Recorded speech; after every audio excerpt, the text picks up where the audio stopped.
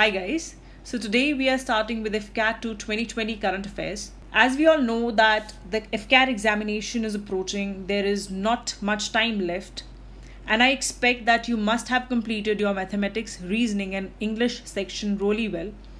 Now when I talk about current affairs, these add as fodder marks to your paper. There are certain kind of current affairs that are asked, and it is not at all something that comes from anywhere, as it is claimed by a lot of people. So there are type of questions that come in the current affairs section, and we have made this particular video keeping that in mind. The maximum number of questions that are asked are usually from sports, and that too specific sports, like they usually tend to ask a lot of questions related to cricket. Then we also have other questions that are related to first who is who. So these type of questions are there, in which any person who has done a thing for the first time, they tend to ask these type of questions. There are other type of questions as well that we'll be covering, but it is very specific that what comes in this kind of a paper. Okay, so we are going to start with the questions now. आप जितने भी questions हैं please उसे ध्यान से देखिएगा. That will be there in your examination for sure. इनमें से कुछ ना कुछ questions पक्का आएंगे ही आएंगे.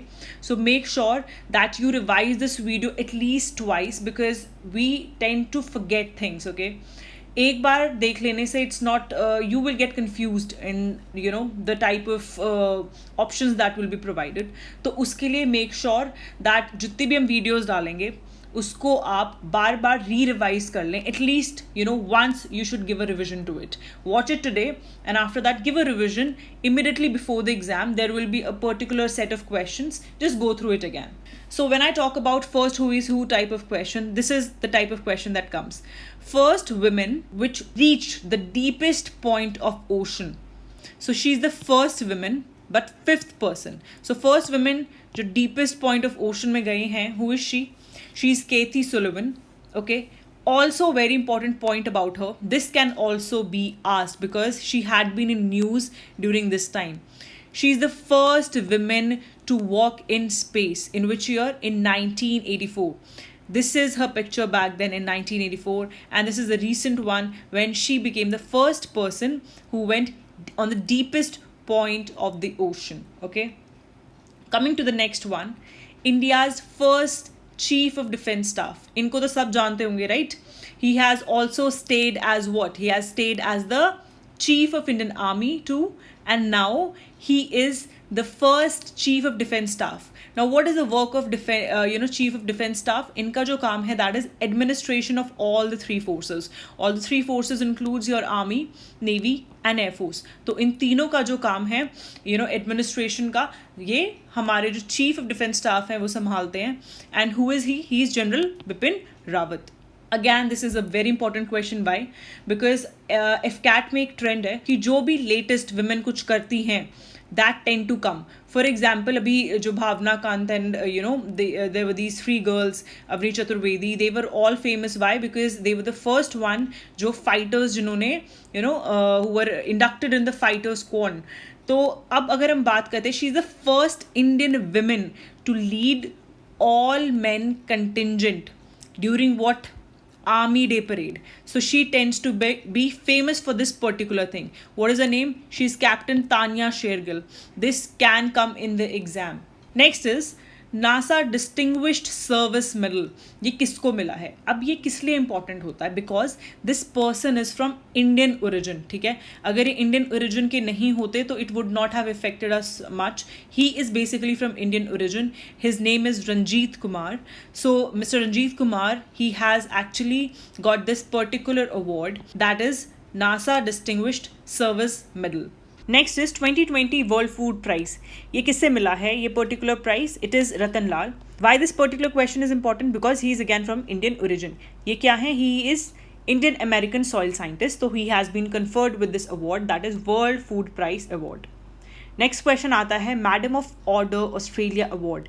ये किसे मिला है? ये जो पर्टिकुलर अवार्ड है वो उनके ऑस्ट्रेलियन सिटीजन्स को या फिर किसी भी अदर पर्सन जिनकी कोई मेरिटोरियस या तो सर्विस रही है या फिर कोई अचीवमेंट रही है, उसे ये पर्टिकुलर अवार्ड दिया जाता है. This has been given to one of the Indian. Her name is Shobha Shekhar. She is again from Indian origin and this turns to be important. The state which won E-Panchayat Award in 2020. Which is that particular state? Himachal Pradesh. Next question is prestigious Peace Prize of German Book Trade. ये किसे दिया गया है? This has been given to Amrita Sen. This particular question is very important. Why? Because Amrita Sen, he has been the economist who has been given which particular award? Nobel prize for economics. कौन से year में दिया गया था इन्हें? 1998 के अंदर. और 1999 में इनको एक और अवार्ड दिया गया था, दैट इज भारत रत्न. आपने एक चीज़ नोटिस करी होगी, कैट एग्जाम में कुछ क्वेश्चंस ऐसे आते हैं जो बहुत पहले के होते हैं, 1900s में. जैसे पूछ लेंगे who amongst these got Bharat Ratna award और उनमें इनका नाम हो.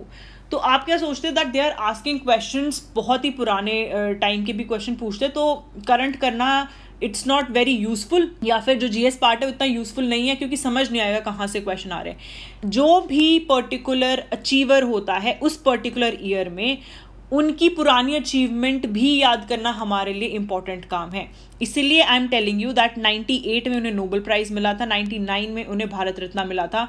ये भी क्वेश्चन पूछा जा सकता है. सो ऑलवेज रिमेंबर, उन्हें कोई अगर अचीवमेंट अभी मिली है, उनकी पुरानी अचीवमेंट अगर काफ़ी बड़ी अचीवमेंट है, उसको भी आप याद रखेंगे. Next question is UK children book award. ये किसे दिया गया है? This has been given to Jasbinder Bilan. अब इनका एक और क्वेश्चन फ्रेम हो सकता है, दैट इज कि किस बुक के लिए दिया गया है. So this is the particular book, that is Asha and the spirit bird. This is the book जिसके लिए इनको ये पर्टिकुलर अवार्ड दिया गया है. So you need to remember her name, that is Jasbinder Bilan. किसके लिए? Asha and the spirit bird. कौन से अवार्ड मिला है? UK children's book award. Next is who has been selected for the French honor of. इनको ऑनर दिया गया है कौन सा? Knight of the order of arts and letters. तो ये जो अवार्ड है किसे दिया गया है? This has been given to Sanjana Kapoor. ये कौन है? She is an Indian origin. इनका काम क्या है? थिएटर आर्टिस्ट हैं ये, ठीक है. So you need to remember this because it has been a great honour that has been given to Sanjana Kapoor.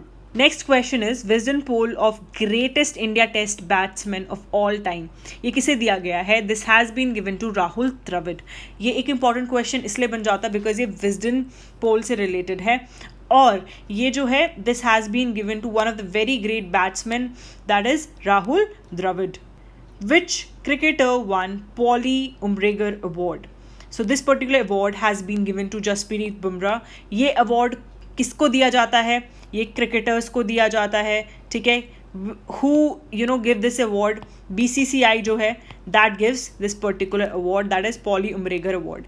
ये पूछा जा सकता है कि पॉली उम्ब्रेगर अवार्ड किस पर्टिकुलर स्पोर्ट से रिलेटेड है. तो इसका आंसर क्या होगा कि ये क्रिकेट से रिलेटेड है. एक ही क्वेश्चन में 2-3 टाइप के क्वेश्चंस बन सकते हैं. सो प्लीज़ जब when I am telling you this, उसको ध्यान से सुनिएगा. Next is best cricketer of the year 2019. जो अवार्ड है ICC के द्वारा जो दिया गया है, ये किसको दिया गया है? So this has been given to whom? Ben Stokes. ये क्या है? He is an England cricketer, ठीक है. इंग्लैंड के एक क्रिकेट प्लेयर हैं ये, तो इनको ये पर्टिकुलर अवार्ड दिया गया है. नेक्स्ट है, ये बहुत इंपॉर्टेंट क्वेश्चन बनता है. क्यों? बिकॉज इंडियन नेवी से रिलेटेड है और वो पूछ सकते हैं ऑपरेशन वनीला जो था वो किस लिए था, ठीक है. ये जो था ये एक्चुअली डिज़ास्टर रिलीफ प्रोवाइड किया है हमारी जो नेवी है, दैट इज़ इंडियन नेवी ने. इस पर्टिकुलर ऑपरेशन का नाम है ऑपरेशन वनीला. ये किस कंट्री से रिलेटेड है? मेडागास्कर. वहाँ पर एक साइक्लोन आया था. साइक्लोन में जो हम डिज़ास्टर रिलीफ देने के लिए गए थे, जो हमारी कंट्री ने हेल्प करी है, वो जो है दैट इज़ ऑपरेशन वनीला. किसने करा? इंडियन नेवी ने करा. अब इस पर्टिकुलर सेंस में ये मेडागास्कर जो है ये इम्पॉर्टेंट हो जाता है. अब इसकी एक और चीज़ इंपॉर्टेंट क्या हो जाती है? कैपिटल, ठीक है. कैपिटल से रिलेटेड क्वेश्चन आते हैं, इफ़ यू हैव सीन. उन्हीं के आते हैं जो रीसेंट न्यूज़ में रही है, तो आपको ये भी याद रखना है. इंडिया ने सक्सेसफुली टेस्ट फायर करी है कौन सी nuclear capable missile? Missile related question भी पूछे जाते हैं. तो अभी जो रिसेंटली करी है that is K4 ballistic missile. ये पूछा जा सकता है कि जो K4 बैलिस्टिक मिसाइल है उसकी रेंज कितनी है? दैट इज़ 3500 किलोमीटर्स है, ठीक है. ये सबमरीन्स में अटैच करी जा सकती है, ठीक है, और हिट करती है जो भी एनिमी टारगेट्स हैं उनको। और ये most important part is that it is nuclear capable missile.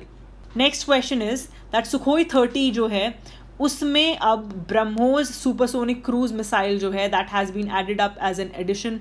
ठीक है, ये जो आपके एयरक्राफ्ट है जिसमें इसको एडअप किया गया है, this has been established as a new squadron. ठीक है, तो ये जो स्क्वान है ये कहाँ पर है?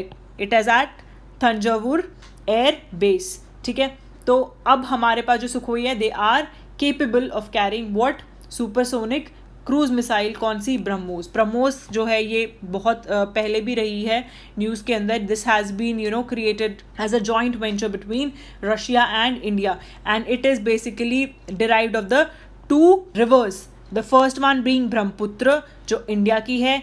ये MOS जो है ये एक रशियन रिवर के लिए है। आप कमेंट सेक्शन में डालेंगे that which is that particular river जिसके लिए ये MOS यूज़ किया गया। It is one of the Russian reverse.